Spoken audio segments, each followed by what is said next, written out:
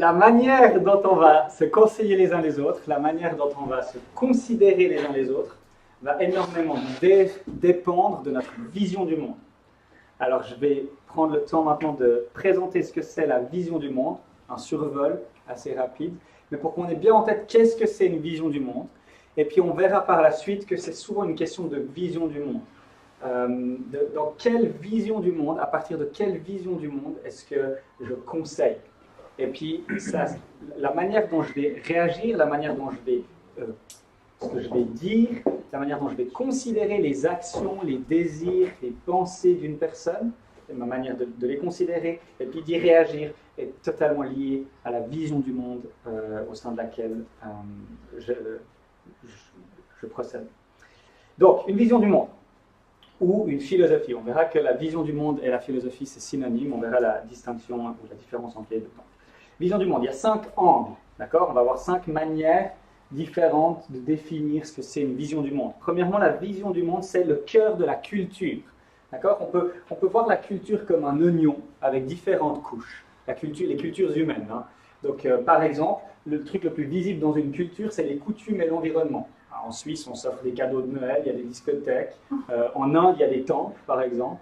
On a des autoroutes. Enfin voilà, ça, c'est les choses visibles de la culture. Ensuite, il y a les institutions, comme les écoles, les hôpitaux. Et puis, ça se fonde sur des valeurs, hein, comme le travail, la famille, la solidarité, différentes choses. Et puis, au cœur de la culture se trouve la vision du monde. Est-ce que notre vision du monde, elle est matérialiste? Tout ce qui existe, c'est de la matière. Est-ce qu'elle est déiste? Est-ce qu'il y a un Dieu? Est-ce qu'elle est chrétienne? Est-ce qu'elle est bouddhiste? Bon, voilà. C'est le cœur de la culture, la vision du monde. La vision du monde, c'est comme une carte de la réalité. C'est une représentation mentale qu'on se fait de la réalité. Hein. Une carte, c'est ça. On essaie de se représenter par écrit une réalité plus grande. La vision du monde, c'est pareil. On essaie de se représenter la réalité. C'est d'expliquer la réalité pour s'y retrouver dans la réalité dans laquelle on vit. C'est la vision du monde, c'est les standards avec lesquels on évalue les choses, d'accord? C'est la vision du monde qui va nous donner les standards à partir desquels on va évaluer les choses, qui va nous donner ce qui est bien et mal. Et puis, la manière la plus simple et la plus évidente de parler de la vision du monde, c'est des lunettes au travers desquelles on voit le monde. Donc, c'est rare qu'on enlève les lunettes pour regarder à nos lunettes comment elles sont. La vision du monde, c'est comme des lunettes, parce que c'est au travers d'elles qu'on voit le monde. On n'y pense pas forcément à nos lunettes, mais elles vont teinter toute notre manière de voir. Si je mets des lunettes qui sont teintées avec des verres bleus, par exemple, je vais voir tout le monde en bleu. Notre vision du monde, elle va affecter toute notre manière de voir toute chose. La vision du monde, comme un ensemble de vérités, est comme une histoire. Donc, la vision du monde, c'est un ensemble de vérités et une histoire. Donc, premièrement, comme une histoire. Par exemple, la vision chrétienne a une histoire qui fonde dans son arrière-plan. Et la vision matérialiste a une autre histoire. On va les comparer les deux. Par exemple, je commence avec la vision chrétienne. La vision chrétienne commence avec le Dieu trinitaire personnel qui est dans la joie parfaite de son amour parfait des relations intra-trinitaires. Et ce Dieu d'amour choisit, pas parce qu'il en a besoin, mais parce qu'il a envie de partager cet amour, de créer l'univers. Il crée un monde parfait. Adam et Ève sont parfaits dans un monde parfait et mystérieusement et scandaleusement, Adam et Ève vont se rebeller contre Dieu, désobéir à Dieu. Et à partir de là, ils seront sous la condamnation et la malédiction de Dieu. Mais Dieu, dans sa grâce, la deuxième personne de la Trinité, le Fils, va devenir un homme en Jésus pour venir dans le monde, vivre la vie parfaite qu'on aurait dû vivre, subir la mort qu'on aurait dû subir, mourir à la croix, ressusciter, afin qu'on puisse être sauvé de nos péchés. Il va remonter au ciel, et de là, un jour, il reviendra pour établir la nouvelle terre et les nouveaux cieux. Donc ça, c'est le récit qui est à l'arrière-plan de notre vision du monde. Et en tant que chrétien, on s'insère dans cette vision du monde. Et si on veut, on verra par rapport au counseling biblique, si on veut se conseiller les uns les autres, on doit connaître parfaitement cette histoire. Parce qu'on se situe là-dedans, et on doit aider les gens à se situer dans cette grande histoire. Maintenant, la vision matérialiste, par exemple, elle part du principe qu'il n'y avait rien. Et on ne sait pas encore comment, mais un jour on saura. Tout d'un coup, la matière est apparue. Ou la matière, sous peu importe quelle forme on la nomme, l'énergie, ou enfin, peu importe quel atome, existait, était là. Et puis, il y avait le chaos, c'était chaotique. Et puis, de ce chaos, l'univers est venu à l'existence. Et par un long processus d'évolution, miraculeux, merveilleux, incroyable, la vie est apparue. Et cette vie s'est développée jusqu'à donner des êtres humains conscients, qui sont relationnels, qui discutent, qui ont une conscience, qui commencent à analyser les choses. Et puis un jour, cette matière, elle va imploser, exploser, elle va retourner au chaos. C.S. Lewis disait que c'est le plus beau mythe qui a jamais été inventé de toute l'histoire de l'humanité, la vision matérialiste du monde. Et d'ailleurs, il y a un article, je l'ai là dans les notes, si jamais, de C.S. Lewis qui présente cette histoire comme un mythe. C'est une incroyable invention, mais voilà. Donc, c'est deux visions, deux histoires différentes. Par exemple. Donc, toute vision du monde, plus ou moins, hein, va avoir une histoire, une sorte d'histoire pour expliquer les choses. Donc la vision du monde, c'est un point de vue sur tout, et on peut la comparer à une maison. Un point de vue sur tout, donc ce qui va répondre, quel est le sens de la vie, qu'est-ce qui est bien et mal, qu'est-ce qu'il y a après la mort, la nature de l'être humain, le système solaire, ça répond à tout. D'accord, c'est un point de vue sur tout. C'est des réponses aux grandes questions existentielles, où suis-je, qui suis-je, quel est le problème, quelle est la solution. Qu'est-ce qui ne va pas dans le monde? C'est quoi le problème? Est-ce que c'est l'éducation? Il n'y a pas assez d'éducation, donc la solution c'est d'éduquer les gens. C'est quoi le problème? C'est notre cerveau, c'est nos gènes. Donc quand on pourra contrôler les gènes avec les bons médicaments, on pourra régler les problèmes. C'est quoi le problème et c'est quoi la solution? C'est notre vision du monde qui nous permet de définir c'est quoi le problème dans le monde, puis c'est quoi la solution. D'accord? Et c'est essentiel pour nous, quand on va se conseiller les uns les autres, d'être au clair avec c'est quoi le problème de l'être humain et c'est quoi la solution. Évidemment, en tant que chrétien, le problème de l'être humain, c'est le péché. C'est le péché. Et la solution, c'est Jésus-Christ, le Rédempteur, le Seigneur et le Sauveur. Ok, des réponses aux grandes questions. Et puis on l'a vu, donc la vision du monde, c'est comme une maison. Donc vision du monde et philosophie. La vision du monde est un synonyme de philosophie. Et la philosophie, c'est une vision du monde plus articulée et argumentée. D'accord? C'est des gens qui vont beaucoup réfléchir à ça. Et puis la philosophie, elle a trois branches. La métaphysique, l'éthique et l'épistémologie. Donc rapidement, la métaphysique, c'est quelles sont les caractéristiques fondamentales de l'univers. Qu'est-ce qui est? Est-ce que c'est que la matière ou est-ce qu'on est composé de matière et d'être spirituel? Est-ce que l'être humain, il a une âme ou est-ce qu'il est purement matériel? D'accord? L'épistémologie, comment est-ce qu'on connaît ce qu'on connaît? Comment est-ce que je peux savoir si l'être humain est uniquement matériel ou matériel et spirituel? Par quels moyens est-ce qu'on peut parvenir à la connaissance? Et puis l'éthique, comment est-ce qu'on est censé vivre? Qu'est-ce qui est bien et mal? Voilà les trois branches de la philosophie. Donc c'est toute vision du monde, elle a une métaphysique, elle a une épistémologie et elle a une éthique. Et les chrétiens, la vision chrétienne, elle a une épistémologie, une métaphysique et une éthique qui lui est propre. Chaque vision du monde, elle aura des présupposés. Et puis, je dirais aussi que chaque vision du monde aura des mystères. Et le mystère, c'est quelque chose que l'on sait que c'est vrai, mais on ne sait pas comment c'est possible ce soit vrai. On a des mystères à plein d'égards, mais en tant que chrétien, un des mystères, c'est la Trinité. On sait que Dieu est un en essence et trois en personne. On sait que c'est vrai, ce n'est pas une contradiction. Mais on ne sait pas comment c'est possible que ce soit vrai, parce qu'on manque de connaissances. Peut-être qu'un jour, avec plus de connaissances au ciel, on comprendra pour le mystère de la Trinité. Mais tout comme dans d'autres domaines de la vie, il y a des mystères. On sait certaines choses, mais on ne sait pas encore comment c'est possible parce qu'on manque de connaissances. Donc, toute vision du monde, philosophie, comprend ces divers éléments. Les présupposés, des choses qu'on part du principe que c'est vrai. La loi de causalité, c'est un présupposé. Tout est fait à une cause. On ne peut pas prouver ça, mais on part du principe que c'est vrai. Puis il se trouve qu'il y a forte chance que ce soit vrai, mais on le présuppose. Un des présupposés qu'on a, c'est la Bible et la parole de Dieu. Le Dieu trinitaire révélé dans la Bible existe, et la Bible est la parole de Dieu. Et puis, on le prouve par la pertinence du système après coup. Donc il y a plein de visions du monde et de philosophie. Le platonisme, l'aristotelianisme, l'empirisme, le rationalisme, le scepticisme, le matérialisme. Toutes les philosophies sont des visions du monde. Et puis toutes les religions sont des visions du monde. Le christianisme, le bouddhisme, l'islam, l'hindouisme, etc. Donc l'histoire ou les présupposés d'une vision du monde peuvent être vrais, moyennement vrais, pas du tout vrais. Nous, en tant que chrétiens, on pense que tous nos présupposés qui sont bibliques sont vrais. Et du coup, on va dire, dans l'islam, tout ce qui est en accord avec ce qu'on dit, il croit qu'il y a un Dieu, on va dire c'est vrai, mais c'est un Dieu unitaire, ça c'est pas vrai. Enfin, vous voyez, donc, chaque vision du monde, et nous, on va croire qu'il y a des visions du monde qui sont totalement fausses, il n'y a rien de vrai, il n'y a aucun point d'attache, par exemple, avec le christianisme. Puis d'autres, comme l'islam, qui sont un mauvais plagiat du christianisme et du judaïsme, il y a des points de touche. On va parler d'hérésie chrétienne dans notre vision chrétienne du monde, par exemple, pour parler de l'islam. C'est un exemple quand même. Donc, on ne vit pas toujours en accord avec notre vision du monde. Hein. On va adhérer à une vision du monde de manière consciente. Ah, pardon, c'est faux. Alors, c'est deux choses. On ne vit pas toujours en accord avec notre vision du monde. Et puis, deuxièmement, on va adhérer à une vision du monde de manière consciente. Je commence avec ça.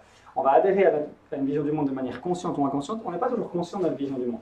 La plupart des gens suisses, ils ont une influence, ils ont une vision du monde judéo-chrétienne, mais ils ne croient pas en Dieu. Mais ils ont encore des influences, des valeurs judéo-chrétiennes, mais ils ne le savent pas. Et ils ne savent pas non plus que s'ils ne croient pas que Jésus-Christ existe, ça n'a aucun sens, les valeurs qu'ils ont. Ils ont explosé le socle sur lequel fondaient leurs valeurs. Mais, donc, on peut avoir une vision du monde sans en être conscient. Et en tant que chrétien, on doit être très conscient de notre vision du monde, parce qu'on doit être très conscient du message de la Bible. Et puis, autre élément très important, on va pas toujours vivre en accord avec notre vision du monde. On va des fois vivre de manière cohérente ou incohérente. Pour moi, de ne pas aimer mon ennemi, c'est de vivre en désaccord avec ma vision du monde. Mais ça va arriver, les chrétiens vont pécher et ils vont vivre en désaccord. Et tout le monde vit une fois ou l'autre en désaccord avec sa vision du monde. Donc voilà, ça arrive. Donc toutes les visions du monde sont exclusives. D'accord ? Chaque vision du monde, elle pense qu'elle est exclusive, qu'elle a la vérité absolue. Donc il n'y a pas de vérité absolue, c'est une vision du monde, et puis tu es en train d'affirmer cette vérité. On croit, en tant que chrétien, que la vision chrétienne du monde est la plus intellectuellement cohérente, la plus existentiellement épanouissante et satisfaisante, et la plus éthiquement pertinente et clairvoyante. D'accord ? On est convaincu qu'au niveau intellectuel, elle est cohérente et logique. Elle est existentiellement épanouissante et satisfaisante, éthiquement pertinente. On croit que par rapport à toutes les autres visions du monde, c'est la meilleure. Pourquoi ? Parce que si Dieu existe, et puis que notre vision du monde, et puis que Dieu s'est révélé dans la Bible, et puis que notre vision du monde elle est biblique, elle ne peut que être intellectuellement cohérente et logique. D'accord ? C'est impossible qu'elle ne soit pas plus intellectuellement cohérente et plus logique que les autres visions du monde. Et puis c'est impossible qu'elle ne soit pas plus existentiellement épanouissante et satisfaisante si c'est la parole de Dieu, si notre vision du monde est biblique. Alors dans la mesure où elle est fidèle au texte biblique, évidemment. Ok, donc il y a une vision chrétienne du monde et il y a des visions non chrétiennes du monde. Et puis ce qu'on fait, c'est qu'on doit apprendre à comparer. Et la vision chrétienne du monde, elle se distingue de toutes les visions non chrétiennes du monde. Et ce qu'on doit faire, c'est, on croit que notre vision chrétienne du monde, c'est la plus belle, c'est la meilleure. Et qu'on habite dans ce château, puis que les visions non chrétiennes, c'est des maisons comme ça, ou une cabane. Donc c'est pas méchant de dire ça, parce que tout le monde, l'athée, il pense qu'il est dans le château, puis que nous, on vit dans cette maison à l'envers. On est tous à la même. Mais ce qu'on fait, donc il y a une vision chrétienne, et puis des visions non chrétiennes. Et ce qu'on fait, c'est qu'on invite les gens à venir dans notre vision chrétienne du monde. Et puis on va dire, par exemple, à un athée, lui dire, ok, si tu veux comprendre ma vision du monde, tu dois partir du principe que le Dieu trinitaire révélé dans la Bible, il existe. Puis il va dire, mais non, moi je veux que tu me prouves que Dieu existe. Puis je vais lui dire, mais non, moi, pour comprendre ton système matérialiste, je dois partir du principe que Dieu n'existe pas. Sinon, tout ça, ça n'a aucun sens. Si Dieu existe, ça n'a pas de sens, tout ce que tu dis là. Donc je dois partir du principe, alors je fais le jeu, je fais, ok, imaginons que Dieu n'existe pas, ok, comment tu fondes ça? Et toi, viens dans mon système, fais comme si le Dieu trinitaire révélé dans la Bible, il existait, que la Bible est la parole de Dieu, et puis cherche à comprendre. Et puis, après, on va comparer lequel des deux est le plus cohérent. Et moi, quand je vais dans sa vision du monde, je dis, mais écoute, si tu n'as pas Dieu, tu ne peux pas avoir parlé de bien et de mal, tu ne peux pas être sûr de la métaphysique, tu ne peux pas avoir une épistémologie cohérente, et je vais lui montrer comment notre épistémologie est la plus pertinente, notre éthique est la plus pertinente, notre métaphysique est la plus pertinente. Donc, vous voyez, c'est ça qu'on est appelé à faire. Et quand on fait le counseling biblique, en fait, dans le débat, on ne va pas conseiller des gens. Vous voyez, il y a des chrétiens qui disent, pour faire du counseling biblique, pour accompagner des gens schizophrènes, dépressifs, alcooliques, on ne peut pas rester là. On doit venir là. On doit aller dans la maison avec les présupposés matérialistes de la psychiatrie, de la psychologie, des différentes psychothérapies. Et puis, parce qu'eux, ils savent. En fait, c'est ça qu'on fait. C'est on dit, cette maison, elle n'est pas suffisante pour accompagner. Donc, voilà. Ok, donc on a des guides de vision du monde. Et puis, dans l'accompagnement pastoral, en fait, on montre aux gens la pertinence de cette vision du monde, mais surtout, on conseille à partir de cette vision du monde. Voilà, le counseling biblique, tu l'adresses à des personnes qui sont chrétiennes. Ouais. Donc tu leur rappelles la vision du monde dans laquelle ils vivent. Ouais, ou tu leur enseignes. Ouais, exactement. Mais ils y adhèrent déjà, normalement. Oui, en fait, tu ne peux. Le but du counseling biblique, c'est d'amener la personne à être semblable à Christ. Donc tu ne peux pas conseiller. Ce que tu vas faire avec un non-chrétien qui va venir te demander des conseils bibliques, tu vas dire, écoute, moi le conseil que je peux, c'est t'aider à être un disciple toujours plus obéissant à Christ. Et puis en fait, si tu conseilles un non-chrétien qui vient avec ses buts d'être plus heureux, tu vas juste faire de lui un meilleur pharisien en fait. En fait, tu peux pas. Ce qu'on fait avec les non-chrétiens, c'est qu'on leur annonce l'évangile et qu'on essaie de les convaincre de la pertinence de la vision non-chrétienne du monde. Mais tu ne peux pas faire, dans la définition qu'on a du counseling biblique, c'est-à-dire d'amener les gens à être plus semblables à Christ, à recevoir la guérison de Dieu pour des abus qu'ils ont subis, et puis à apprendre à obéir à Jésus et puis à se repentir de leurs péchés, on ne peut le faire qu'avec des chrétiens. Et puis un exemple, donc, juste pour argumenter ça. On est un petit peu là-dedans. C'est un pasteur qui donne cet exemple. Il dit, on m'a appelé un jour, pasteur, j'ai besoin d'aide. Donc il arrange son agenda, il va trouver la personne, puis il dit, écoute, j'étais marié depuis tant d'années, ma femme, on a eu un bébé qui a 2 ans, elle est partie. Il faut que tu m'aides à la retrouver. Et puis il a dit, écoute, moi je ne vais pas t'aider à la retrouver. Enfin même, tu veux faire quoi? Qu'on engage un détective, qu'on la retrouve, puis après tu veux faire quoi? Qu'on la force à revenir. Enfin voilà, il a dit, je ne peux pas t'aider à faire ce que toi tu me demandes. Ce que je peux t'aider à faire, c'est à être un chrétien qui obéit à Dieu dans cette situation. Je peux t'aider à ressembler à Christ dans cette situation et à vivre cette situation d'une manière qui glorifie Dieu. Il s'est trouvé que le gars était chrétien. Il a dit oui, je veux faire ça. Et il l'a accompagné à devenir un chrétien. Ils n'ont pas cherché à retrouver la femme. Il lui a appris à être chrétien. Et il lui a dit clairement, je ne vais pas t'aider, je ne cherche pas premièrement ton bien-être, selon tes critères de ce que c'est le bien-être, je cherche à te rendre plus conforme à Christ. Et il se trouve qu'à long terme, ça va aboutir à ton bien-être, bien sûr. Mais dans certaines situations, ressembler à Christ va t'amener plus d'inconfort, va t'amener peut-être de la persécution, parce qu'obéir à Christ sur ton travail, tu vas peut-être faire persécuter par ton patron. Enfin, je veux dire, donc notre but, c'est la conformité à Christ. Et il se trouve que dans cette histoire-là, un jour, sa femme, elle rentre, et puis elle trouve l'appartement rangé, la lessive faite, et puis lui, à table, en train d'étudier sa Bible. Et puis elle lui dit, purée, j'aurais dû partir avant. Et puis il dit, écoute, j'ai pas fait ça pour que tu reviennes, j'ai fait ça parce que je veux apprendre à obéir à Jésus. Et puis voilà. Et puis elle est revenue, et puis elle s'est convertie, et puis elle est dans l'église. Mais tu vois, c'est là où il y a la différence, c'est que nous, dans la vision chrétienne du monde, on ne va pas accompagner les gens à accomplir leur désir égocentrique. Parce que si tu fais ça, et puis imaginons, tu accompagnes quelqu'un, il dit, ah mais moi mon objectif, c'est d'être plus efficace au travail, et puis plus aimant avec ma famille. Puis, en fait, sa motivation, c'est de l'amour pour lui, parce qu'il veut, le non-chrétien, le péché, c'est de l'amour pour soi. On est appelé à aimer Dieu et aimer les autres, et s'aimer nous-mêmes, c'est toujours le péché. On n'a pas été appelé à nous aimer nous-mêmes, on a été appelé à aimer Dieu et aimer les autres, et pour aimer Dieu et aimer les autres, on se voit que mais je ne peux pas aimer Dieu et les autres, et j'ai besoin de l'amour de Dieu. Et je vais rechercher l'amour de Dieu, on va voir ça après. Mais du coup, tu ne vas pas aider quelqu'un à s'aimer lui-même, et puis à devenir un meilleur pharisien qu'il est lui-même, puis à se sentir juste à ses propres yeux et aux yeux de la société. Tu ne peux pas faire ça. Ce que tu peux faire avec un non-chrétien, c'est l'accompagner à découvrir l'évangile et à se convertir. Mais le counseling biblique, comme il est défini là, tu peux le faire qu'avec des chrétiens. C'était une longue réponse, mais de toute façon, c'est important de le voir. Ça joue? Ok. Oui, vas-y. Des non-chrétiens qui viendraient te demander de l'aide, justement, tu dirais, Je dis non. Partez! Non, mais évidemment, vas-y, pardon, continue. Évidemment, tu vas les accueillir, et puis tu vas tout faire pour pouvoir leur annoncer l'évangile. Et puis, si ça veut dire, bah oui, tu proposes un accompagnement adapté, mais en étant toujours clair de ce que tu es en train de faire.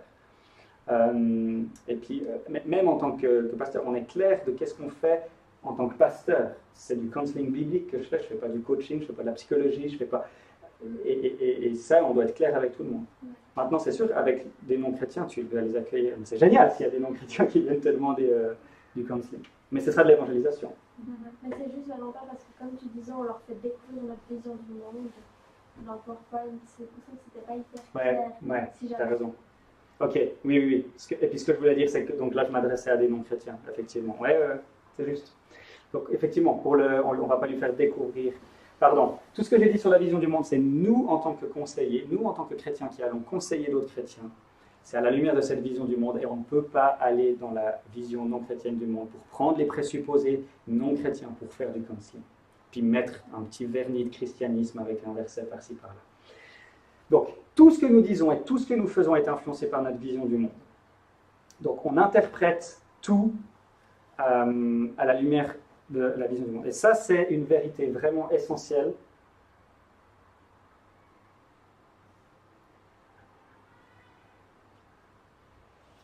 qu'on va voir juste maintenant. Donc, Dieu nous a créés, être en l'image de Dieu, Dieu nous a créés comme des êtres qui interprétons. D'accord ? Adam et Ève se démarquaient du reste de la création, donc ça c'est Paul David Tripp, parce qu'ils avaient été formés pour interpréter. Nous donnons un sens à ce qui nous entoure à cause de notre merveilleuse faculté de penser. Nous organisons, interprétons et expliquons continuellement notre monde intérieur et extérieur. Nous pensons tous, bien que certains excellent davantage dans ce domaine. Nous ne basons pas notre existence sur des faits purs et simples, mais sur l'interprétation de ces faits. Dieu a accordé à Adam et Ève une capacité de réfléchir inégalée, mais seule sa parole pouvait interpréter correctement leur univers. Donc on est des êtres qui allons interpréter tout ce qui nous arrive. Mais quand Dieu a créé Adam et Ève, et directement il leur a donné une parole pour définir qui ils étaient et quelle était leur mission dans le monde. Et notre job en tant que chrétien, c'est d'interpréter le monde à la lumière de la parole de Dieu, parce que Dieu seul peut donner la véritable interprétation du monde. C'est le seul qui a la véritable vision du monde. Mais ce qu'il faut savoir, c'est que toute personne va donner une interprétation. Et on est continuellement en train d'interpréter. Et on fait tout le temps ça, et vous entendez des chrétiens qui vont dire « Ah, mais je suis malade parce que Dieu me punit ». C'est une interprétation. Ah, j'ai vécu ça parce que je n'ai pas assez obéi à Dieu. C'est une interprétation. Une autre interprétation, c'est « Ah, je souffre, Dieu est souverain sur cette souffrance elle est mal, elle est mauvaise, mais Dieu dans sa grâce utilise cette souffrance pour me rendre semblable à Christ, car toute chose concourt au bien de ceux qui aiment Dieu. C'est deux interprétations totalement différentes de la même souffrance. Dieu, dans sa souveraineté, toute chose concourt à mon bien, y compris cette maladie. Donc je vais prier et puis vivre cette maladie pour laisser Dieu me former et me rendre un peu plus semblable à Christ au travers de cette souffrance. Et puis dans l'autre interprétation, Dieu me punit parce que je n'ai pas été un bon chrétien ou une bonne chrétienne. Vous voyez, et on est dans le business de l'interprétation. Le conseil biblique, c'est de donner la bonne interprétation à ce qui se passe. Et pour faire ça, ce n'est pas nous qui inventons les interprétations. Notre seul repère fiable, sûr, c'est la Bible. D'accord ? C'est la Bible, c'est la parole de Dieu. Dieu seul a la meilleure interprétation sur la souffrance, sur toutes les expériences qu'on vit. Donc il donne un exemple dans son livre de son fils qui joue dans le jardin et qui saigne, enfin qui se prend un caillou et qui saigne énormément. Et puis il s'approche de lui et puis il est hyper calme alors qu'il saigne beaucoup.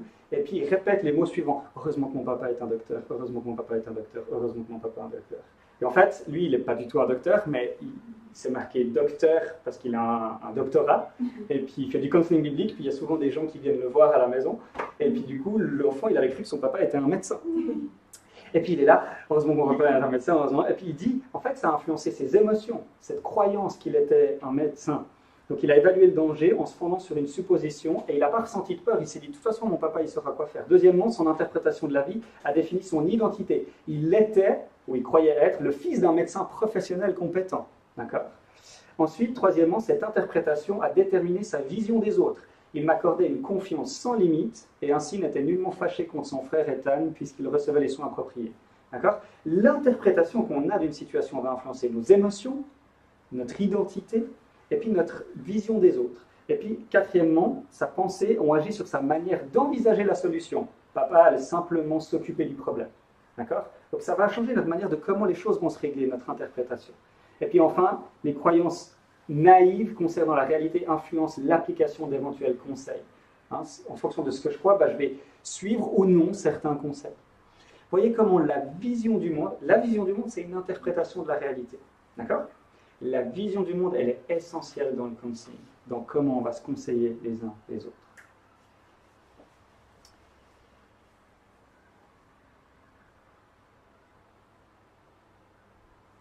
En déclarant que Dieu a donné aux êtres humains la faculté d'interpréter, nous touchons au cœur de la raison pour laquelle ces derniers agissent comme ils le font. Nos pensées conditionnent nos émotions, nos sentiments d'identité, notre perception des autres, nos plans pour résoudre les problèmes et notre disposition à recevoir les conseils d'autrui. C'est pourquoi il nous faut un cadre d'analyse proposant des interprétations justes qui nous aideront à réagir adéquatement aux différentes circonstances de la vie. Seules les paroles du Créateur nous procurent ce cadre. D'accord ? La Bible, elle est suffisante pour conseiller. Pourquoi la Bible, elle est suffisante pour conseiller ? Parce que si le Dieu trinitaire révélé dans la Bible existe vraiment, et puis que la Bible, c'est la parole de Dieu, ce qui est le cas, alors dans la Bible, la vision biblique du monde, on a le cadre, l'interprétation la plus fiable de qu'est-ce qu'un être humain, de pourquoi on est sur la terre, de quel est notre plus grand problème et de quelle est la solution à ce problème. Parce que Dieu nous le dit abondamment dans l'Écriture. Donc, c'est pour ça que pour moi, ça n'a aucun sens d'envoyer un chrétien se faire soigner, conseiller chez un non-chrétien. C'est renvoyer quelqu'un dans une vision du monde non-chrétienne. Maintenant, on a beaucoup à travailler dans l'Église pour avoir des chrétiens et des pasteurs qui sont formés pour conseiller de manière pertinente. Et c'est sûrement parce qu'on n'est pas bien à ce niveau-là que les chrétiens vont voir des non-chrétiens pour recevoir des conseils sur comment mener leur vie. Mais le non-chrétien ne va jamais conseiller dans le but que tu ressembles plus à Christ. Il va toujours conseiller pour que tu sois plus heureux selon tes critères ou selon ces critères qui n'ont rien à voir avec les critères de Dieu.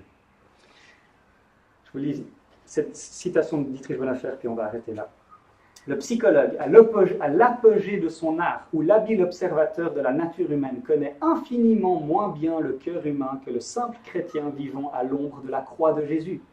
L'expérience, la science et le discernement psychologique les plus raffinés ne réussissent pas à saisir ce concept, l'essence du péché. La sagesse du monde perçoit la détresse, la faiblesse et l'échec, mais elle ne comprend pas l'impiété de l'homme.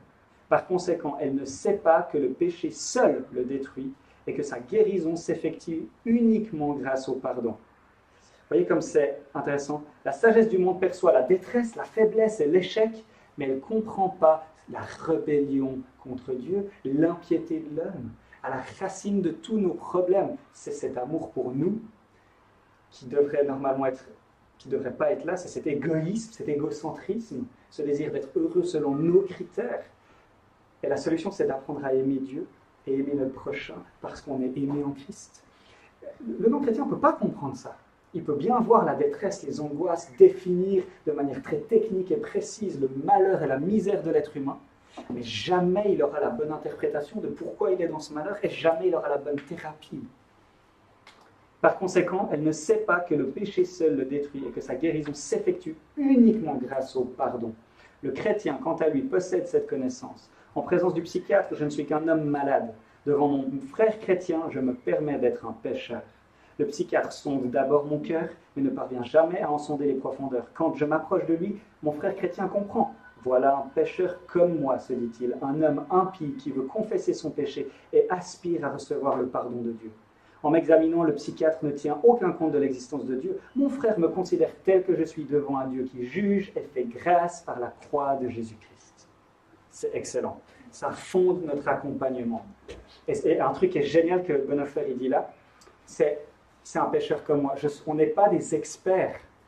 On est tout comme celui qu'on conseille, on est des pécheurs comme lui. Et on a les mêmes défis d'égocentrisme que lui. Ça se manifeste différemment, certes, mais on sait ce que c'est de lutter contre cet égoïsme pour apprendre à aimer Dieu et aimer le prochain.